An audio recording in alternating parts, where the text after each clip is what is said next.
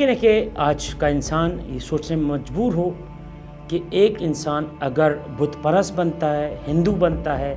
عیسائی بنتا ہے، یہودی بنتا ہے، یا اسی طرح وہ توحید پرست ہے، نمازی ہے، مسلمان بنتا ہے، تو اس میں اس بچے کا کوئی کردار نہیں ہے، بلکہ اس کے ماں باپ کے عقائد ہیں کہ جن کے اثر کے تحت وہ اپنی آئندہ کی زندگی کو گزارتا ہے۔ بالکل ایسا ہی ہے، اس میں کوئی شک نہیں ہے کہ ایک بچہ جب دنیا میں پیدا ہوتا ہے، جس گھر میں اس کی پرورش ہوتی ہے، پڑھتا بڑھتا ہے، جوان ہوتا ہے، وہیں سے اس کی مذہبی ایکٹیویٹی شروع ہوتی ہے۔ اسے کافر بننا ہے، اسے شیعہ، سنی، حنفی، دیوبندی، مالکی بننا ہے، یا اس کو ہندو بننا ہے، یا اس کو کرسچن بننا ہے، یہ کون طے کرتا ہے؟ اس کے گھر کا اپنا کلچر، جو اس کے گھر میں بلڈ ہوتا ہے، جو بنا ہوا ایک کلچر ہے، اس کے مطابق وہ اپنی زندگی کو گزارتا ہے، یعنی اس کی شناخت، جو اس کی آئیڈینٹی بنتی ہے، وہ اس کے ماں اور باپ کے عقیدے کے مطابق بنتی ہے۔ لیکن میں عرض کرتا چلوں کہ مکتب اہل بیت ایک واحد مکتب ہے کہ جس نے یہ کہا علم کلام میں کے ذریعے کہ ہر انسان سے یہ سوال ہوگا روز محشر کہ تم نے اپنے اللہ کو کیوں مانا، تم نے عقیدہ توحید یا لا الہ الا اللہ، لا الہ الا اللہ محمد رسول اللہ علی ولی اللہ کیوں کہا، عقیدہ مات پہ کیوں عقیدہ رکھا، تم نے امام کو امام کیوں مانا، خدا کو عادل اور صاحب عدل کیوں مانا۔ نہیں چلے گا وہاں پر کہ میری ماں کا عقیدہ تھا کہ وہ ایک اللہ کے ماننے والی تھی، میرے باپ کا یا میرے نانا نانی کا عقیدہ تھا، نہیں چلے گا،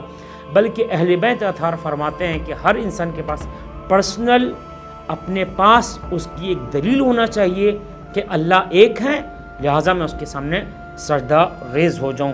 یہ اور بات ہے کہ ماں اور باپ کی محبت ایک فطری ہے جو کسی ماحول کی محتاج نہیں ہے، لیکن اس ماں باپ نے اس کو مجبور نہیں کیا ہے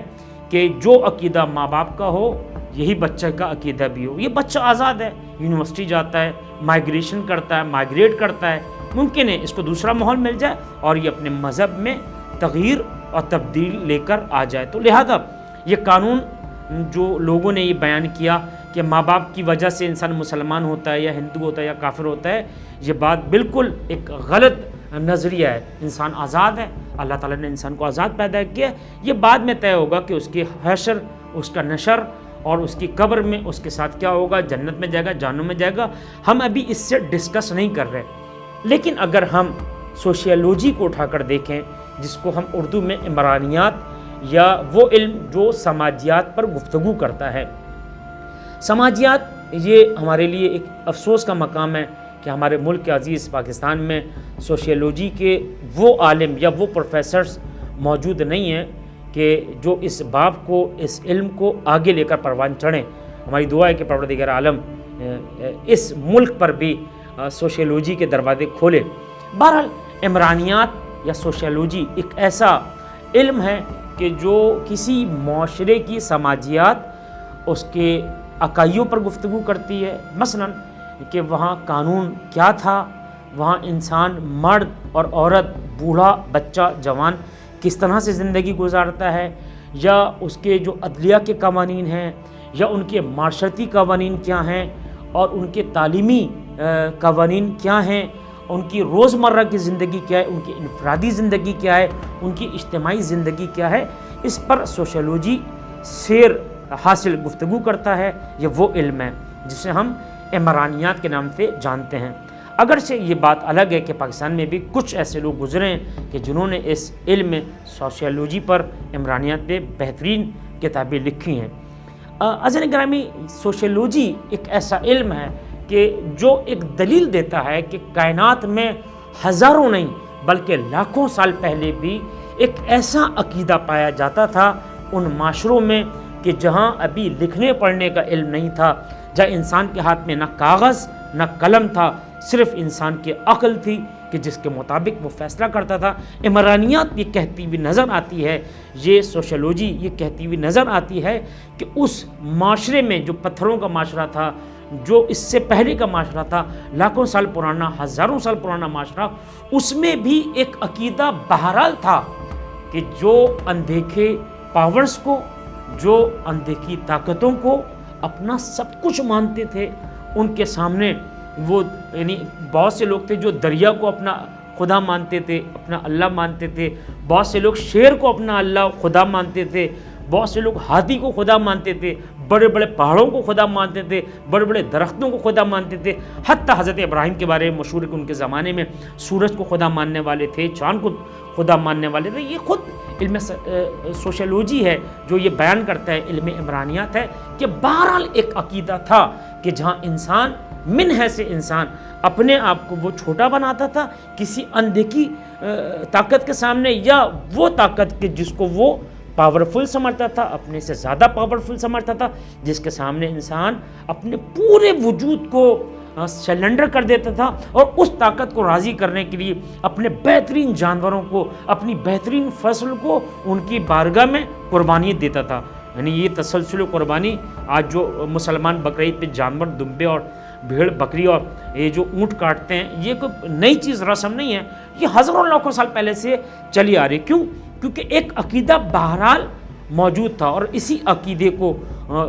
حضرت آدم سے، حضرت نوح سے یہ عقیدہ توحید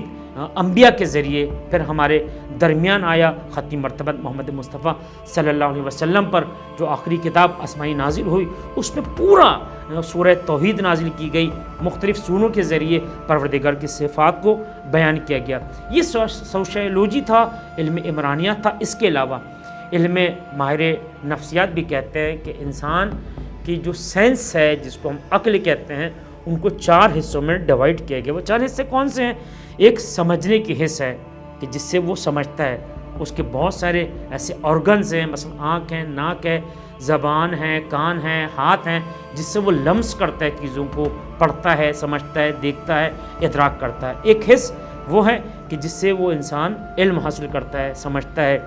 حصول علم میں یہ تمام چیزیں، یہ ابزار اس کے مددگار ہوتے ہیں۔ پھر اسی طرح ایک وجود بشر کے اندر نیکی کی سینس ہے۔ ایک یہودی بھی ہوگا، ایک ہندو بھی ہو، ایک سیاح زادہ ہو، ایک مسلمان ہو، اگر کوئی مجمع مل کر کسی عورت پر، ایک بچے پہ ظلم کرے گا تو یہ بات نہ ہندو کو پسند آئے گی، نہ مسلمان کو پسند آئے گی، نہ سنی کو پسند آئے گی، نہ شیعہ کو پسند آئے گی۔ کیوں بھائی؟ اس لیے کہ یہ انسان ہے، اس کے اندر ایک حص ہے کہ جو اس کو بتاتی ہے کہ کیا برا ہے اور کیا اچھا ہے۔ اسی طرح ایک حص مزہ ہے۔ حص مزہ یعنی انسان کے اندر شاعری، نثر اور اس طرح کے کمالات میں انسان کو آگے بڑھاتی ہے کہ حص مزہ کیا ہے، ڈرامہ کس طرح لکھا جاتا ہے، فلم کس طرح بنائی جاتی ہے، یا شاعری کس طرح کی جاتی ہے، مناظرہ کیسے ہوگا، مجادلہ کیسے ہوگا۔ ان صنعات پر یعنی ان فیکٹریز کے نام میں کام کرنے والے حص کو حص مزہ کہتے ہیں۔ اسی طرح یہی علوم ماہر نفسیات یہ کہتے ہیں کہ انسان کے اندر ابتدائے خلقت سے حص مذہب پائی جاتی ہے۔ مذہب یعنی ایک راستہ، یعنی وہ راستہ کہ جس کے ذریعے، جس پر چل کر یعنی اس کا کوئی نہ کوئی بہرحال عقیدہ ہوتا ہے۔ یعنی اب یہ اس پہ بحث نہیں ہے کہ وہ عقیدہ توحید رکھنے والا ہے، وہ تثلیث کا قائل ہے، وہ بت پرستی کا قائل ہے، یا وہ برہمن ہے، یا وہ جو ہے مختلف بتوں پر عقیدہ رکھنے والا ہے، یا وہ بدھسٹ ہے۔ اس سے بحث نہیں ہے،